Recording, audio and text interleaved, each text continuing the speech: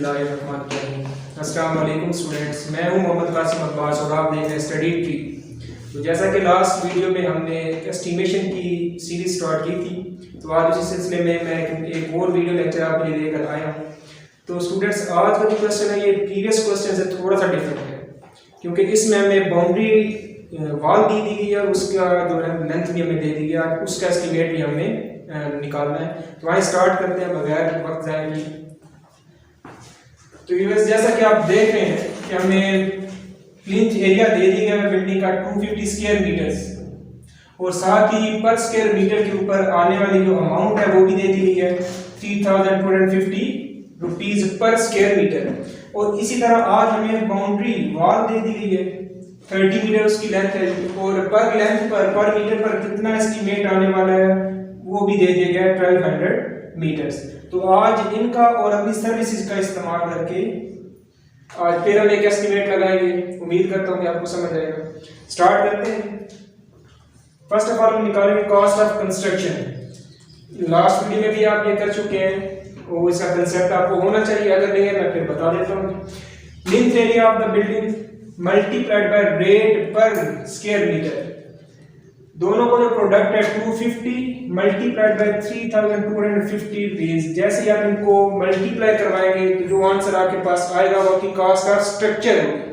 इसमें फिलहाल boundary length जो है उसका एस्टिमेट शामिल नहीं है, वो हम नेक्स्ट निकालेंगे इसमें। तो ये मेरे पास आंसर आएगा वो आएगी 8,12,500 रुपीज। तो इसी पैटर्न पे काम करते हुए हम बाउंड्री वॉल उसका एस्टिमेट लगा लेते हैं।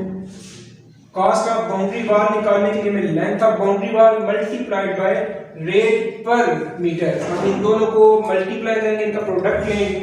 तो जैसे मैंने 30 मीटर मल्टीप्लाइड बाय 1200 जो कि रेट है पर मीटर का, इसको मल्टीप्लाई किया तो जो आंसर आया 36,000, वो मेरा बाउंड्री लेंथ के ऊपर आने वाला अमाउंट है।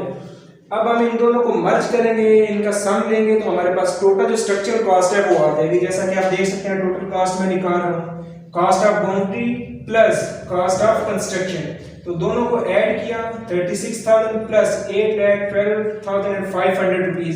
तो जो मेरे पास आंसर आया वो आया जी 8,48,500 रुपीज। ये मेरी सारा जो स्ट्रक्चर है उसका ये अमाउंट मेरे पास एस्टिमेट आ चुका है।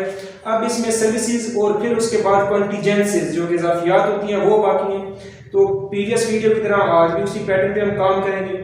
जो हमें कैलकुलेशन हमने अभी सर्विसेज का स्टार्ट करना है, कॉस्ट ऑफ इलेक्ट्रिक सप्लाई हम सबसे पहले निकालने वाले हैं। तो हमें टोटल स्ट्रक्चरल कॉस्ट का 8% दिया गया था जी, कॉस्ट ऑफ इलेक्ट्रिक सप्लाई। तो 8 divided by 100 multiplied by total structural cost जो कि 8,48,500 थी, इसे मैंने यहाँ प्लेस कर दिया। तो जैसे ही आप इसको कैलकुलेट करेंगे आपके पास आंसर आएगा जी कॉस्ट ऑफ इलेक्ट्रिक सप्लाई। ये वो सारी एस्टिमेट है जो आपका जस्ट इलेक्ट्रिक सप्लाई के ऊपर आने वाला है, वो उसमें कंज्यूम हो 67,880 रुपीज। ठीक, नेक्स्ट हमारे पास आता है जी कॉस्ट ऑफ गैस सप्लाई, जो कि हमें दिया गया 4% टोटल स्ट्रक्चरल कॉस्ट का। इस वैल्यू पे हमें 4% निकालना है। तो ये हमने किया ये 4 divided by 100 multiplied by again same value जो हमें टोटल स्ट्रक्चरल कॉस्ट है। जैसे हमने इनको कैलकुलेट किया हमारे पास 33,940 रुपीज एस्टिमेट आ गया। फिर लास्ट चीज हमारे पास बची cost of water supply and sanitary. इसको कंबाइन करके ये एस्टिमेट लगाया जाता है। अगर सेपरेट लगाना चाहे तो आप 4% और 4% लेकर लगा सकते हैं, लेकिन ये याद रखना है कि वो 4% और 4% टोटल स्ट्रक्चरल कॉस्ट पे आप लेंगे। अब हम मर्ज कर रहे हैं 8% ले रहे हैं, और मैंने यहाँ मेंशन किया सेम एज इलेक्ट्रिक सप्लाई, क्योंकि वो भी 8% ही थी। वो 8% थी, इसलिए दोनों का जो एस्टिमेट है वो ऑलमोस्ट सेम है। यहाँ भी 66,000 प्लस आया और यहाँ भी 67,000 हमारे पास प्लस वैल्यू आ रही है।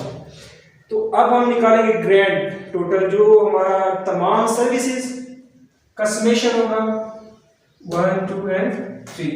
इनको आपने ऐड कर लेना है प्लस कॉस्ट ऑफ स्ट्रक्चर जो कि आप अभी तक यूज करते आ रहे हैं। इन दोनों वैल्यूज को ऐड करने के बाद जो आपके पास अमाउंट आएगी वो स्ट्रक्चर प्लस तमाम सर्विसेज ऐड होकर आपके पास आएंगे। जैसे कि हमने यहाँ किया दोनों की वैल्यूज को, जैसे हमने ऐड किया हमारे पास जो आंसर आया वो हमारी services plus cost of structure थी, जो कि आया 10,18,200 रुपीज।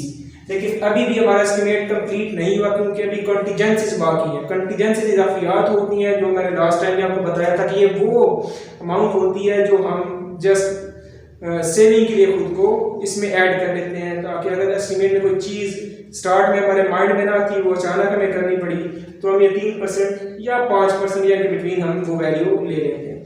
तो अब हम निकालेंगे extra for contingencies 3 divided by 100 multiplied by grand total, जो अभी आप ऊपर बना कर।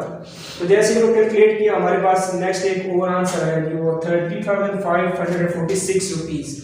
अब ये आपके पास जस्ट कॉन्टीजेंसी है। अब अपने एस्टिमेट को कंप्लीट करने के लिए आप टोटल एस्टिमेटेड कॉस्ट फाइंड करेंगे, और वो कैसे फाइंड करेंगे? कॉन्टीजेंसीज प्लस ग्रैंड टोटल। तो जैसा कि आप देख रहे हैं 30,546 प्लस 10,18,200, जैसे ही इन दोनों वैल्यूज को मैंने ऐड किया और मेरे पास जो एस्टिमेटेड कॉस्ट थी वो निकल आई 10,48,746 रुपीज। लेकिन अभी भी ये एस्टिमेट कंप्लीट नहीं है। अगर आपको आइडिया है जिस प्लॉट के लिए आप ये एस्टिमेट लगा रहे हैं उसकी वैल्यू का अंदाजा हो आपको, वो वैल्यू भी आप इसमें ऐड कर सकते हैं, और उसके बाद आपका एस्टिमेट जो प्लिंथ एरिया रफ कास्ट वो आपका कंप्लीट हो जाएगा। व्यूअर्स, मैं उम्मीद करता हूँ कि आप इसको समझ पाए होंगे। अगर आपको इसकी समझ आ चुकी है, अंडरस्टैंडिंग डेवलप हो चुकी है, तो इससे मिलते जुलते क्वेश्चंस को ट्राई करें। शुक्रिया। अगर किसी पॉइंट की आपको समझ ना आई हो तो आपका वो पॉइंट आप कमेंट बॉक्स में मुझसे पूछ सकते हैं।